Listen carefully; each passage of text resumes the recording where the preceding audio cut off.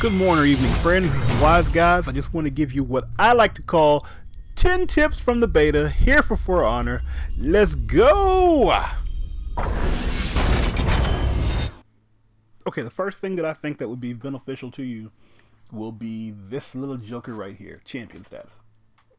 I don't know that they're going to have this in the actual game, but I do know it has been beneficial since I got it. It's a heavy investment for 2,000 coins. And particularly since this was a demo, I could have picked up, 4 separate heroes for that. I could have upgraded some weapons. I could have tried that out. But you get more salvage from dismantling. You get a XP boost. You get, well, the champion emblems are fine, but you don't really need those. More in-match loot and 10% XP for others. So what that means is when you're in a party, you're helping out everybody else you're in the party with. That means that you are getting an XP boost yourself, so that way you can level your character up faster, and that you are able to get to different feats, whatever. You're able to get more feats when you are in champion status. Now I've had this just because it was the beta. I got it a day late. I didn't think about it. I didn't even know it was there for a while. Once I figured out it was there, I figured I'd drop in just so I could get better. Since then, I've skyrocketed with my warden. I think my warden is level 9 now. Almost every match I play with my warden has been, now I'm able to start checking out the tiers and seeing what I'm able to do with that warden, try to make him the fighter that I want him to be. Particularly also with the the Conqueror. I want to make him a very tanky build, and I'm able to kind of navigate that a little bit better once I'm able to start leveling up faster. So I think it's a really good thing to do. I don't know how they're going to do it when the game comes out. It may be a paid thing. I kind of hope it's not a paid thing, but I'm sure it will be the same as it is now that you have to pay coins for it. There's probably going to be a way you can pay for coins, something like that. I'd rather it not be that way, but if you're able to get a boost like this, get that boost, so that way you can start customizing your character to make him more formidable on the field. So champion status, if nothing else, is something to look into, especially in the early days of the game, just to get you where you want to go. Once you get there and start planning your character out a little bit better, you probably won't need it as much, but at least early on, very good. I enjoy it thoroughly.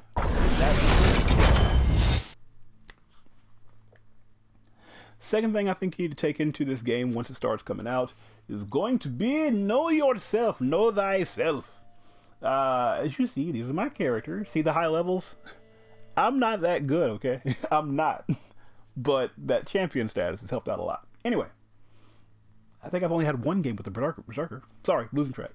Know yourself. Learn about your character. If you access a character, you're able to see the gear you're able to do your customization. We've been through that. But in addition to that, you're able to go to how to fight. How to fight is very important. Always go by how to fight first.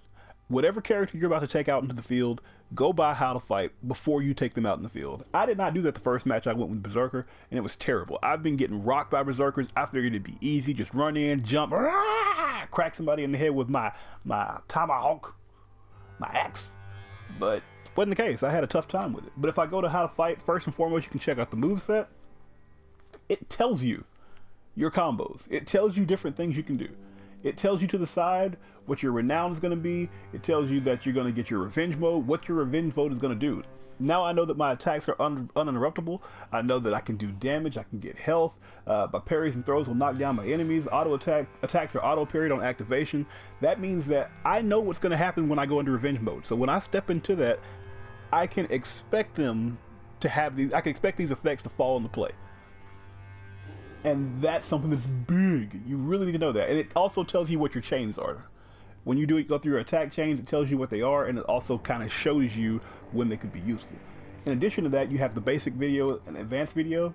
I didn't go into this last time, but this is very important as well. You can actually see it in action, so you can kind of get a feel on how your character is supposed to move, how they're supposed to work. When you start dealing damage, how does that damage come out? That is very important to be able to not just hear what's going on, but see it. Gives you a little detailed explanation down there. Kind of let you know how best to use this character, or at least how to start using this character, so you can start formatting it to your own playstyle. Very smart thing. Know yourself. Know yourself. Know which character you're bringing in there. It's enough to say, you know, well, this one's hard, this one is, you know, easy, short range, long range, yada, yada, yada. All that's great. But being able to know who your character is and what your character has to do, how you might want to approach a fight, particularly against different types of characters. But that will be coming up next. Alright, similar to know thyself, know your enemy. So if you know what character you're going to play, that's great. If I've got my Warden here, my Warden's actually doing pretty well. I know a lot about my Warden, how they fight. As you see, there are 3 characters I haven't touched. Actually, there's 5 characters I haven't touched, because they're all level 1. But I can go in here and still go to how to fight. That still gives me the opportunity to see what they can do. So I'm not surprised. I would not have seen that coming. That Orochi technique where he steps back and stabs you, I would have not have seen that coming. But if I sit back and check out these videos, I mean, it's not like they're 30 minutes a piece. They're about 2 or 3 minutes at that, if that. So if you get a chance to kind of check and see what your opponent's up to, what they might be able to do to you, you start watching for those unblockables. You start watching for those when they start glowing and doing those special moves. You start knowing, well, if he's doing short strikes, he's got a 3 short strike combo. I need to be I need to be paying attention for that. His revenge mode makes his attacks uninterruptible. So I know that if he's in revenge mode, it's probably not a good idea for me to jump out and start just swinging and swinging and swinging away right when he goes into revenge mode. I need to back up for a little bit, take my time, and pick my fights a little bit better. This is something that's key when you get out there in the middle of the fight, because you might not know. And let me tell you, this fella right here, this raider, I was getting wrecked by him because I didn't know that the raider is able to charge you, pick you up, and slam you to the ground. Just like that. How could I have known that unless I came here and saw that? Now, obviously, first on, you're going to be focusing on yourself, trying to make sure you know yourself, but when you start getting into those matchups and you want to know what people can do, this is a big deal.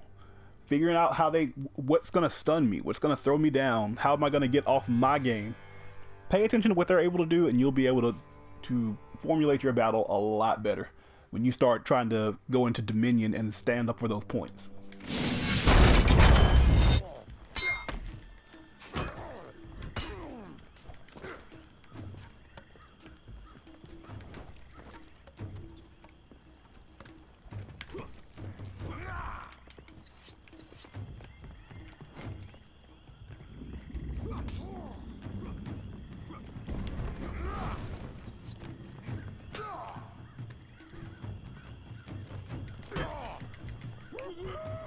That's the third key. Mind your surroundings. Not third, but that's the key. Mind your surroundings. If you know that there's a hole there, knock them through the hole. That's okay. I know you want to go in there and battle. I know you want to go in there and show how tough you are. These things are fine. Sometimes it is better for you to finish an opponent quickly than it is for you to show off how good you are.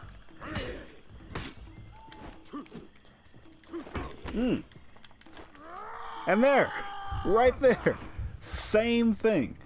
I was doing fine in the fight. I did not pay attention to my step. I didn't parry back when he hit me, and so I go fall into a hole. Mind your surroundings. Know what you're dealing with when you step into a fight. Know what's around you.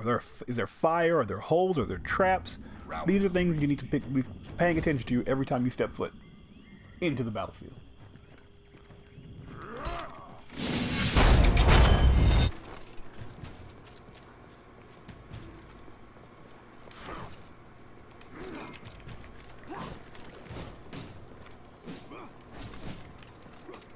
That is my last tip.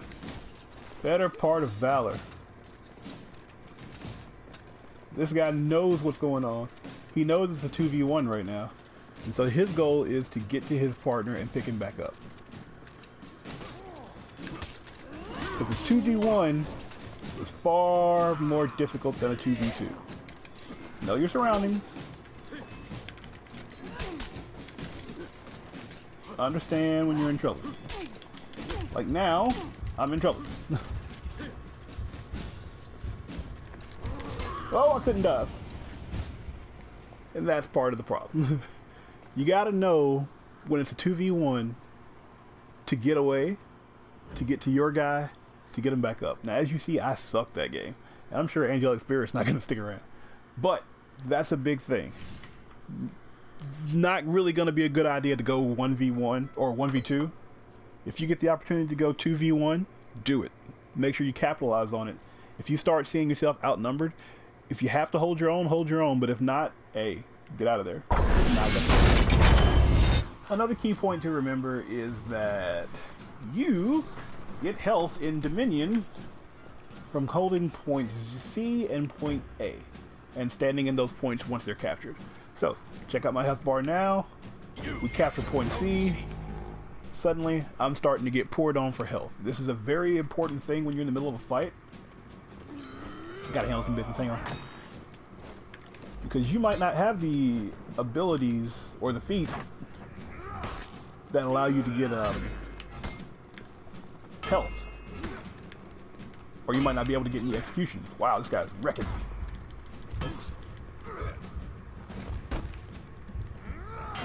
Sometimes it's also better if you go into a battle with your opponent standing outside of the zone and you standing inside of the zone, because that way you gain health. It's a smart move. You lost zone C. Learn it. A and C gives you your health once you control them. Now point B does not give you that, but point B has a lot of the soldiers, and a lot of people. There are a number of different feat. I think it's feats. A number of different skills, haha, that allow you to gain health by killing soldiers or by executions and that kind of thing. So there are multiple ways to gain health in this game. Points A and point C are just some of the more overlooked ones. Just make sure you don't forget that when you're in the middle of the fight.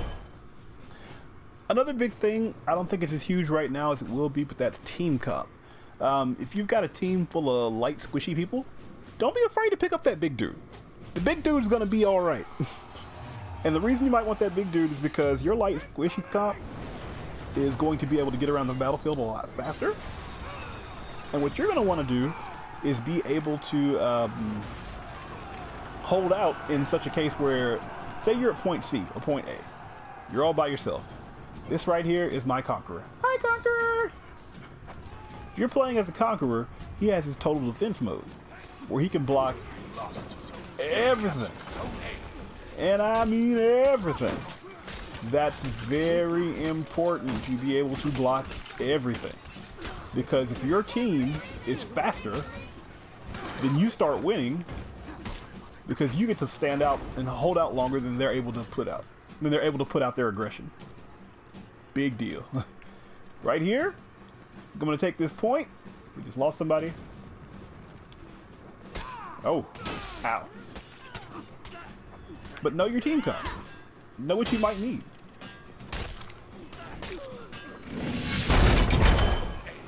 Next big thing, keep an eye on your fatigue meter.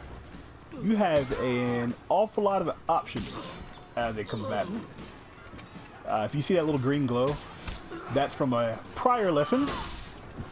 And that lesson would be to make sure that you have your feet set.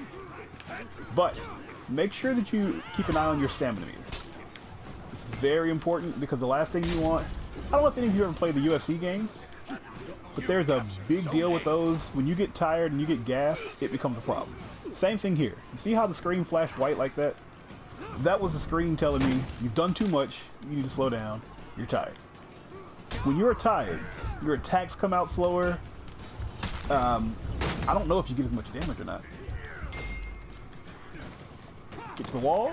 Dang it, messed up.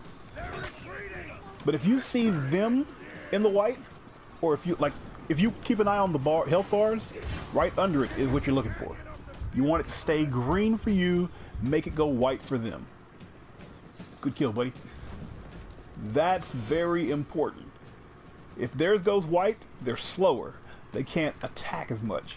They have to, they can't run as well. They're gonna try to flee, but they can't flee as well. I don't know if this is true or not, but it feels like they can't tumble. and dodge, and that becomes problematic, particularly with some of your slower characters who have trouble. Also, some of your blocking doesn't deal as much damage, or I'm sorry, it deals it will knock them down. So instead of them just being staggered on block, they get a full knockdown on block. And nobody wants to be on the ground in the middle of a battlefield. Like love? Love is a battlefield? Yeah. Anybody? No. Another point is to remember your morale.